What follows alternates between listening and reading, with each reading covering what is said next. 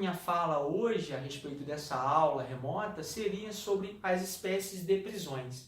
A gente inicia o tema com a prisão em flagrante. Mas lembrando, existem sim a prisão em flagrante, conforme a disposição legal dos artigos 301 a 310 do Código de Processo Penal. Existe igualmente uma prisão denominada prisão preventiva ou prisão processual, cuja previsão legal está nos artigos 311 a 316 do Código de Processo Penal. Uma terceira espécie de prisão seria a prisão temporária, cuja disposição legal se dá mediante um diploma específico, fora do Código de Processo Penal, com a Lei 7.960 de 1989. Né? Só para a gente trazer uma dinâmica melhor a respeito dessas duas prisões, essas duas últimas, a prisão preventiva ela serve para resguardar tanto o inquérito policial, a fase prévia à ação penal, quanto o processo criminal, com a ação penal já deflagrada. A prisão temporária, por sua vez, só serve para resguardar, tutelar, salvaguardar o inquérito policial, a fase preliminar, a investigação preliminar. A título de curiosidade, mas na aula, nos encontros, o professor trata especificamente sobre ambas as prisões. Uma quarta e última modalidade de prisão seria a prisão em decorrência da sentença penal condenatória com trânsito em julgado. Os senhores sabem, né, que existe a necessidade para a execução da sanção penal de haver o título formalizado. O título que gera esta formalização seria a sentença penal condenatória com trânsito em julgado. A grosso modo, seria aquela decisão que não mais fosse possível a impugnação via recursal, ok? Apesar da celeuma que houve agora com o STF, que entendeu de forma pacífica sobre a impossibilidade de se começar a executar a sanção penal antes do trânsito em julgado, homenageando, por fim, né, o princípio da não culpabilidade, cuja previsão se dá lá no artigo 5º, inciso 57 da Constituição Federal. Mas isso também pode ser tema das próximas aulas, eu comento todo aquele discurso que culminou com a ação e o recurso lá no STF, Supremo Tribunal Federal, ok? Uma primeira questão a respeito do tema de hoje, a respeito da prisão em flagrante, seria se ela se encaixaria como medida cautelar ou medida pré-cautelar. Seria a prisão em flagrante uma prisão cautelar ou uma prisão pré-cautelar? Daí porque, né, a maior parte da doutrina entende que a prisão em flagrante seria uma medida cautelar, uma prisão cautelar. Só que agora tem uma doutrina comandada, né, capitaneada por Aury Lopes Júnior, que entende, analisando os pormenores, os detalhes das medidas cautelares, a sua natureza, as suas minúcias, que a prisão em flagrante não se encaixaria enquanto tal, enquanto medida cautelar. E a gente pode fazer algumas observações a respeito dessa doutrina comandada por Aury Lopes Júnior, que o professor se filia. Seria o seguinte: a prisão em flagrante, os senhores bem sabem, pode ser realizada por qualquer pessoa do povo, né? Qualquer cidadão que integre a sociedade pode prender quem esteja com seu comportamento praticando um fato delituoso. Logicamente, as autoridades policiais, os delegados, integrantes das polícias civil e federal, os agentes que integram esses mesmos órgãos, né, os policiais civis, os policiais federais, os membros das polícias, os membros da polícia militar, devem prender quem estiver em flagrante delito. Né? Os membros dos corpos de bombeiros militares também devem prender, quando em serviço, né, quem estiver com seu comportamento em curso, né, encaixado a uma norma penal incriminadora, praticando o fato delituoso. Percebam, senhores, que essa prisão não é decretada por um órgão integrante do Poder Judiciário.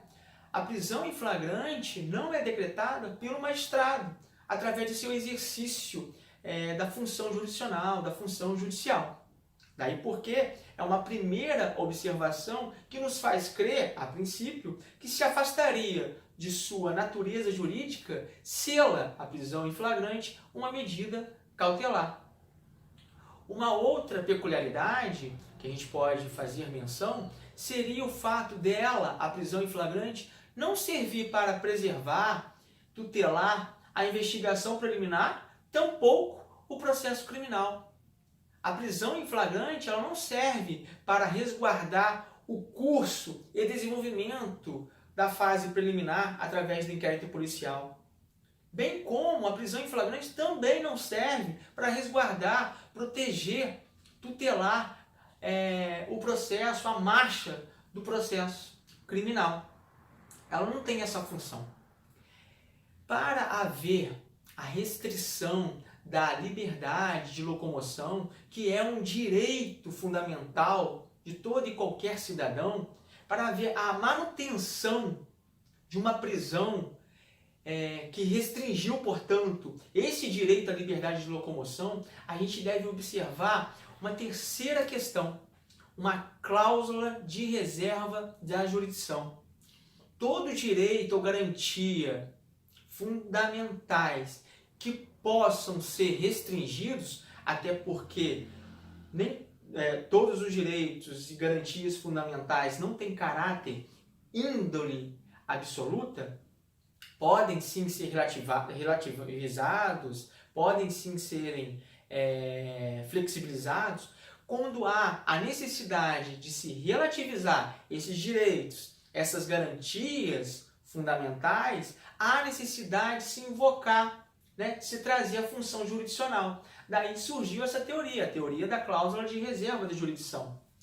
A gente tem que observar lá, sobretudo, o artigo 5º da Constituição Federal, que trata de inúmeros direitos e garantias de todo e qualquer cidadão. Apesar, conforme o professor acabou de ventilar, de não serem absolutos, não terem este caráter absoluto, podendo ser flexibilizados, relativizados, essa relativização deve se dar mediante uma função denominada jurisdicional, a função judicial, através de um órgão que integra o Poder Judiciário. Ok? Como a gente sabe que existe a previsão lá no artigo 5º, inciso 15 da Constituição Federal, que trata especificamente do direito à liberdade de locomoção, não se poderia manter o cidadão acautelado, preso, durante a investigação preliminar, ou durante o processo criminal, sem que passasse pelo filtro do Poder Judiciário, sem que se passasse pela triagem do Poder Judiciário através da função judicial ou jurisdicional. Daí porque, com esta peculiaridade, com esse registro que o professor faz, a gente igualmente entende que não há como entender como sua natureza jurídica de ser uma medida cautelar. Ok? Até porque os senhores têm plena cognição que a prisão em flagrante pode ser efetivada pelo cidadão e deve ser realizada pelos agentes integrantes da segurança pública. Só daí a gente consegue observar que não houve a necessidade de se invocar a função jurisdicional. Só por esse simples fato já nos faz crer que não se trata de medida cautelar, porque toda medida cautelar que sirva, por exemplo, para resguardar o inquérito policial ou o curso e a marcha do processo criminal é uma medida cautelar passível de ser analisada somente pela função jurisdicional através do Poder Judiciário. Ok?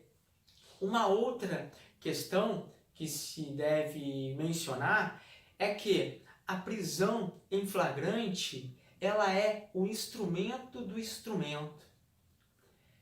Se, por exemplo, a prisão preventiva serve de instrumento para resguardar o processo criminal, o curso da marcha procedimental, a gente tem que entender o seguinte: qual seria a missão da prisão em flagrante? A missão da prisão em flagrante é resguardar, acautelar o indivíduo até o momento da certificação através da cláusula de reserva de jurisdição por parte do órgão que integra o Poder Judiciário a respeito da necessidade ou não da decretação da prisão processual, prisão preventiva.